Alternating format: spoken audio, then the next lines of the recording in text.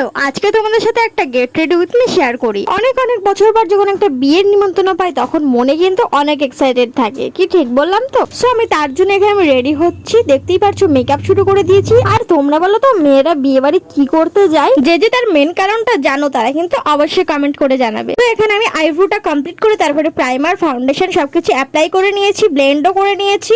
Next লাগিয়ে নিচ্ছি এখানে কম্প্যাক্ট পাউডারটা বেশি লাগাচ্ছি কারণ প্রচন্ড গরম। আর যত গরমই হোক মেকআপ না করে তো মেয়েরা বিয়ে বাড়ি যাবে না, কি তাই? তারপর লাগিয়ে নিচ্ছি মাস্কারা। আর মাস্কারা না লাগালে তো চোখের ল্যাশ গুলো তো বোঝাই যাবে না ঠিকঠাক। এত কিছু বলতে বলতে আমার মেকআপটা প্রায় কমপ্লিট হতে চললো। আর মেকআপের লাস্ট স্টেপ লিপস্টিক ছাড়া মেকআপটা একদমই কমপ্লিট না। দেন আমি একটা রেড কালারের লিপস্টিক পরে নিয়েছি। আর অনেকেই বলে বিয়ে বাড়িতে নাকি একটা টকটকে লিপস্টিক না পরলে একদমই মানায় না। লাস্ট একটা ছোট্ট ইয়াররিং পরে আমি পুরো ফাইনালি রেডি হয়ে গেছি। আর আমার এই গ্রিন কালারের ড্রেসের লুকটা কেমন লাগলো তোমরা কিন্তু অবশ্যই কমেন্ট করে জানাবে। So by.